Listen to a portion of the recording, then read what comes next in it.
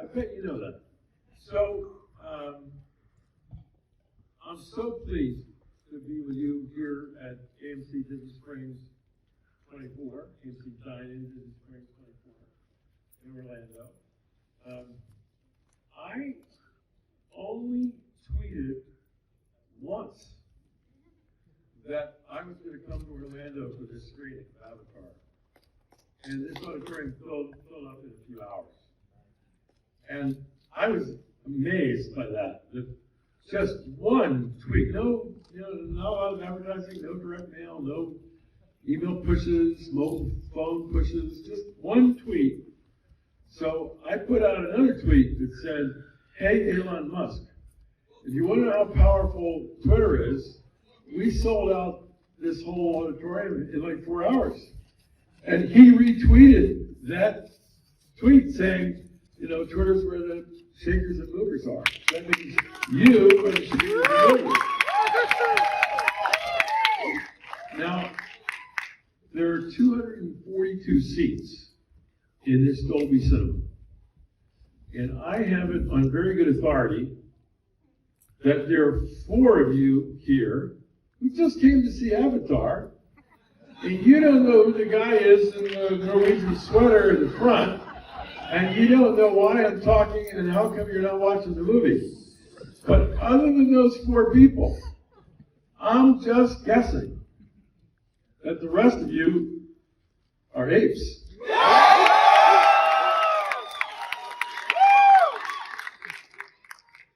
So, because you are, I want to talk to you from my heart for a little bit, for a few minutes. Then we'll watch the movie. And then after the movie is over, and this movie is 3 hours long, so it'll be a long time from now. I'm going to stay as late as it takes tonight. The movie's going to finish around 11:30, 11:45. I may be here till 1, I may be here till 1:30. I'm going to be down here. I'm going to take a picture with any of you want to take a picture. I'll sign autographs for anybody who sign things. You wouldn't believe, this is the 12th time that I've done this around the United States and one time in London. You wouldn't believe the things that people have had me sign. Somebody had me sign a banana. There afterwards, and rather than have a long line, because there are a couple hundred people here, they'll turn the house lights up, we'll all sit here and enjoy ourselves. They'll just call people down a couple rows at a time, and that way you can enjoy yourself in the cushy seats without having to stand up forever and wait forever. But having said that, that's what we're going to do tonight. We're going to watch the movie, and afterwards I'm going to chat with a whole bunch of you and take pictures and sign stuff. And if you don't want to do that or you don't want to wait, you can go. It's okay. You won't be offended. But I think if when I fell out in the lobby is any indication, a lot of you are going to want to stay for pictures and stuff. Before we move to that part of the evening, I just want to talk to you a little bit about what you mean to me and what you mean to AMC. In September of this year, the second largest movie theater chain in the world, which is Regal here in the United States and Cineworld in Europe, we're AMC in the United States, or Odeon Cinemas in Europe. They filed for bankruptcy, Chapter 11, because they ran. And I know the guy who runs it too, so I'll make sure he was told about your little laugh. But they ran out of money. They literally ran all the way down to nothing.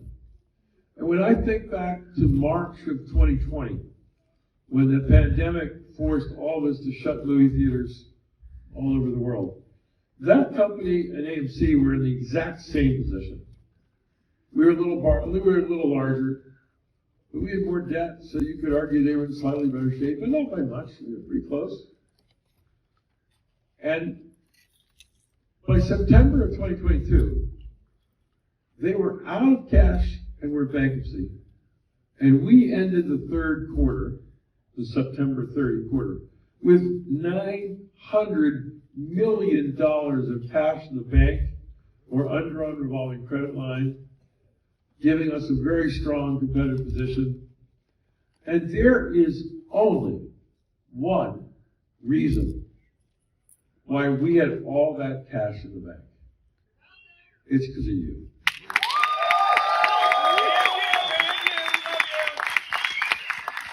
Now, you're nice to, I heard what you said, and you're nice to say it, and we worked very hard, not just me, but the whole management team and the board. We worked very hard in the last 2 years to save AMC. And we had to thread the needle perfectly to do it. There were so many times when if we'd made the wrong decision, this company would have foundered. But fortunately for us, we made the right decision over and over and over again. But we had this army of supporters and enthusiasts who did not want to see AMC go down. Let's fucking go! And let me just take you back in time. Before the pandemic, 1 billion tickets were sold to go to see movie theaters in a year in the United States. 1 billion. That's all of professional sports.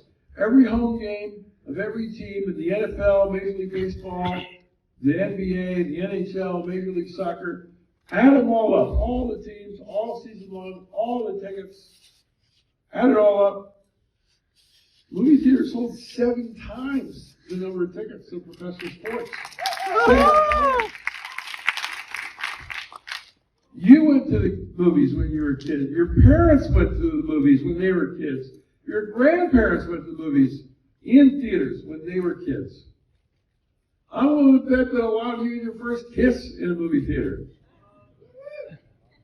And going to a movie is part of the social fabric of what it's like to live in America. Think about it. It's a cheap date. You know, an average ticket, somewhere between $8 and $25, depending upon the city and whether it's a Dolby or an IMAX or just a regular auditorium. And you get 2-3 hours of fabulous entertainment. You can't do that anymore at a concert. You can't do that anymore at a sporting event. You can't do that at live theater. You can do it in a movie theater. And that's why hundreds of millions of times a year, people come to AMC. Except that when we repeated, unbelievable as it was, when we repeated the Spanish flu epidemic of 1918 and 1919, a full century later, it's even with all the modern medicine that we have, we repeated something like a medieval scourge. And it threatened to end theaters. It threatened to end movie going. And you guys, you put your foot down and you said no.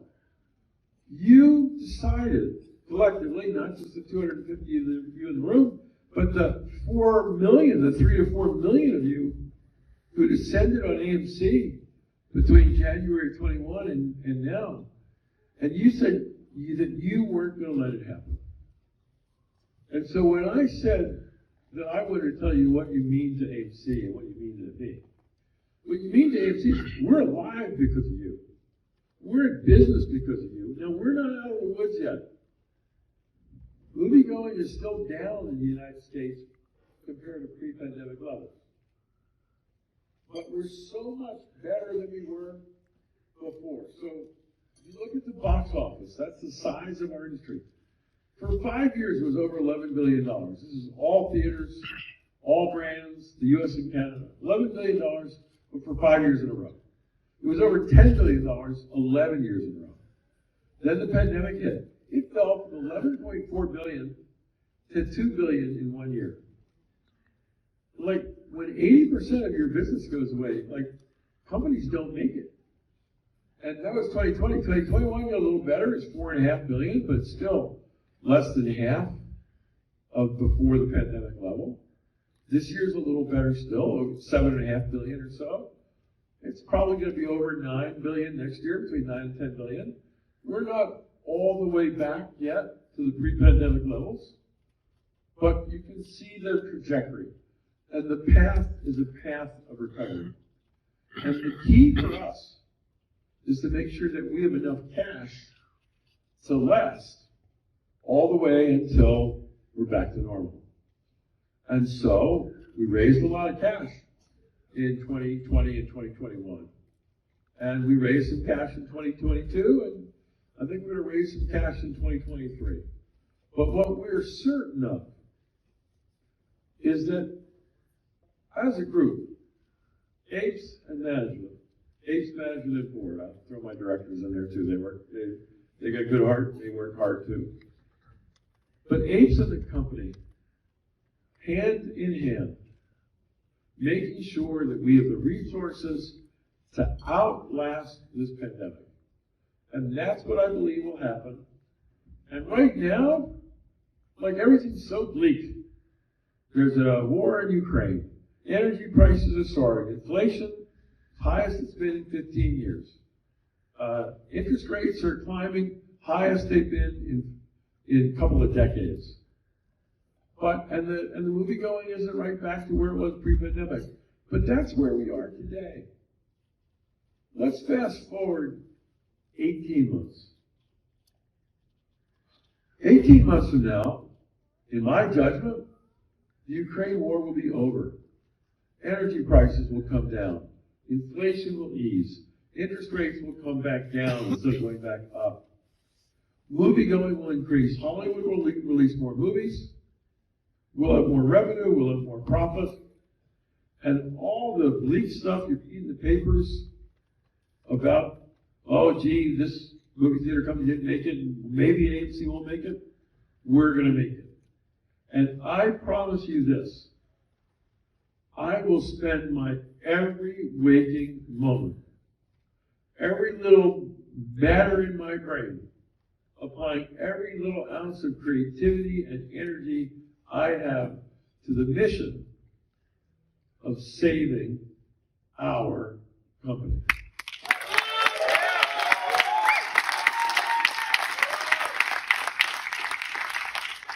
And I said what you meant to AMC. You saved AMC. But I want to tell you what you mean to me.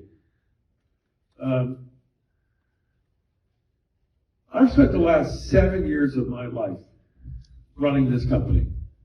And when I joined AMC, we were the second largest movie theater chain in the United States. And I built it up to being the largest movie theater chain in the world. And in December of 2019, we've become the industry leader. We were the biggest, we were the most innovative, we were the best. And then COVID comes. And, you know, what a horrible thing. I mean, it killed 1 million Americans. Killed millions of people around the world. Hundreds of millions of people got sick with it. I bet there are a lot of you in this room who came down with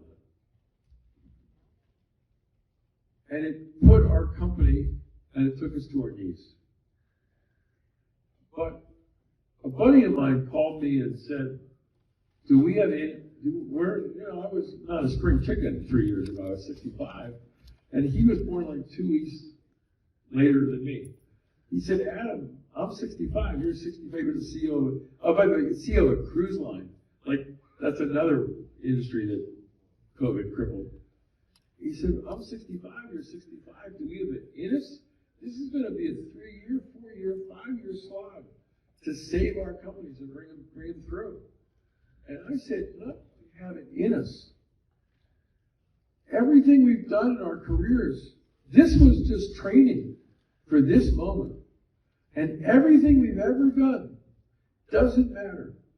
Because right now, the only thing that matters is you're either going to be the person who saves your company, you're going to be the person who doesn't save your company, or you're going to be the person who throws in the towel, just leaves, and makes it somebody else's problem. And, you know, that was 3 full years ago. And I've given my heart and soul to make sure that AMC doesn't die, and to make sure that movie-going doesn't die for Americans.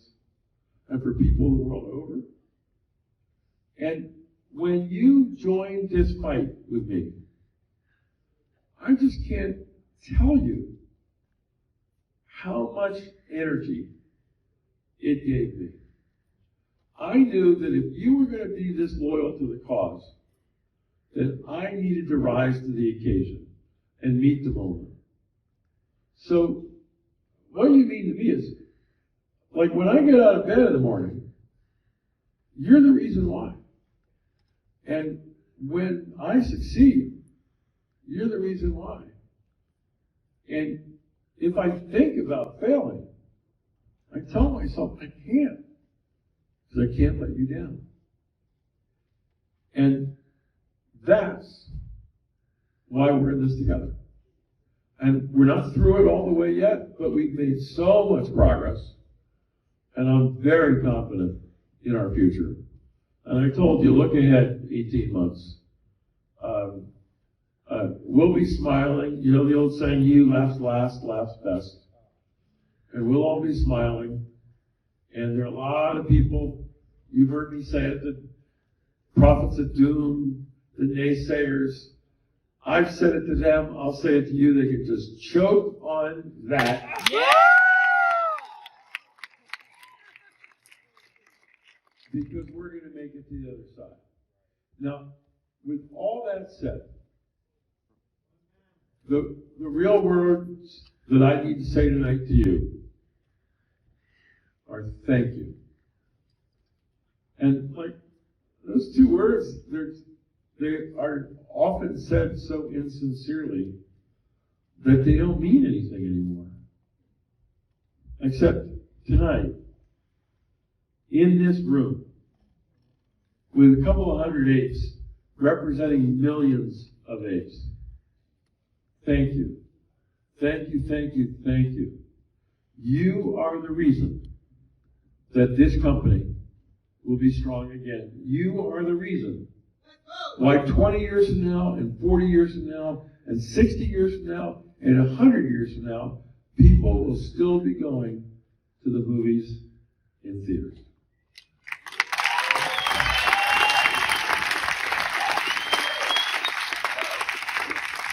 So speaking of movies in theaters, we're about to watch one.